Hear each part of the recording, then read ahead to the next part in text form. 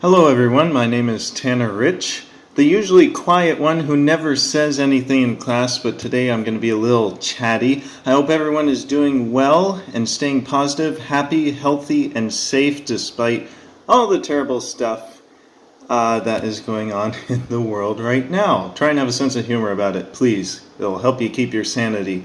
Today I have the pleasure of presenting on Jackie Kay, who is a writer, poet, all sorts of things from Scotland. She was born in Edinburgh in 1961 to a Scottish mother, and this is where things get interesting, a Nigerian father, and then she was shortly after adopted by a couple in Glasgow.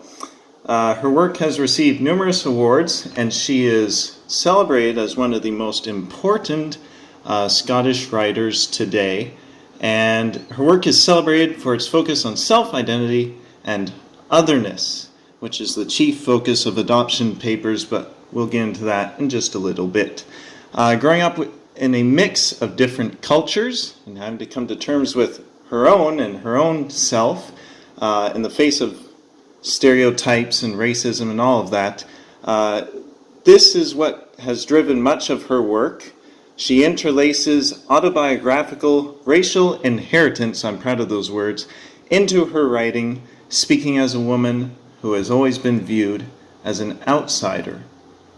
So, the Adoption Papers was written over the span of a decade, starting in 1980, and was released in 1991, and it details the lives of those who have been outcasted by society and details the need for acceptance. The collection, which originally aired on the radio, acts much like a documentary piece, which is something that Kay has been working on quite a bit at this time, this sort of poem documentary type of style. So Black Bottom is what we are looking at, chapter 7, and the picture that you see right now is taken of a real, actual black bottom dance from the 1920s. The poem details the life of a young colored girl growing up in Glasgow. Yes, this may seem familiar because it is very much so about Kay herself. The poem has three speakers: the daughter, or a young Kay, her adoptive mother, which is the sans serif font, and her biological mother, which is the bold font. And the poem shows the struggles of trying to have a normal childhood.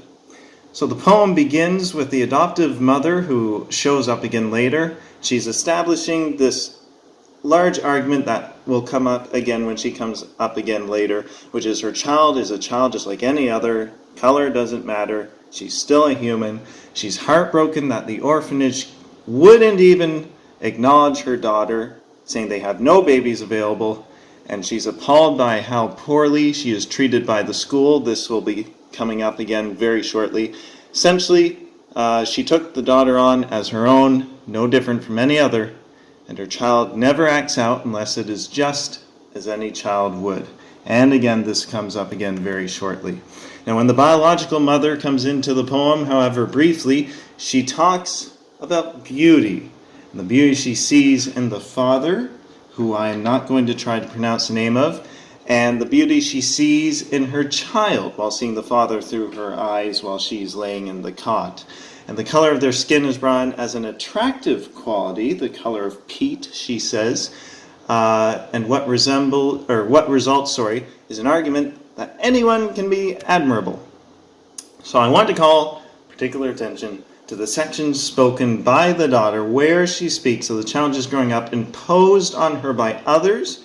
In every case where something goes wrong, she is blamed, despite the fact that she may not have been in the wrong, or usually she wasn't. This is particularly the case when it involves the school staff and their mistreatment of her. First, with the dance practice scene, I'm kind of jumping all over the place here, but as anyone would, she's young, she's having trouble trying to figure out these dances. She's doing a couple of dances, including, of course, the title, Black Bottom. And rather than being understanding and helpful, the teacher belittles her because of her race, insisting that her people should come by dancing naturally. It's in their blood, and this affects her deeply, causes her to question herself, and this comes up in the mirror scene later. She loses sleep, and when she's teased constantly by a boy calling her names, she gets, of course, defensive, as really anyone would, but the teacher doesn't catch everything so much. He catches everything, but he doesn't see, or she, I can't remember, who is it? Anyway, the teacher sees everything but does not really process everything. They blame the daughter. She is the one who is punished for the name calling, and when speaking to the headmaster, he makes sure to bring up over and over how she'll be a criminal, a juvenile delinquent, a thug, all these names. Rather than pushing her towards good behavior, he instills on her fear. And that, as I would imagine, pushes her towards the wrong path. And if anything, that's setting her up to be a delinquent. So this idea comes up again towards the end when the poem speaks about Angela Davis. According to the speaker and her family, Davis, in their opinion, has done nothing wrong. And comparisons between the speaker and her are brought in. Included in these is she is one of the speaker's few identity markers, one of the few people that looks like her that she can identify with. Unfortunately, it is one who is cast in shame, and this culminates her with her proudly wearing the badge to school to celebrate Angela Davis in the face of ignorance. That is my presentation. I will leave you with this wonderful photo of Jackie Kay looking very excited over poetry. I look forward to discussions that you may have, any questions. Thank you for listening and looking at these slides, which were walls of text. Stay safe.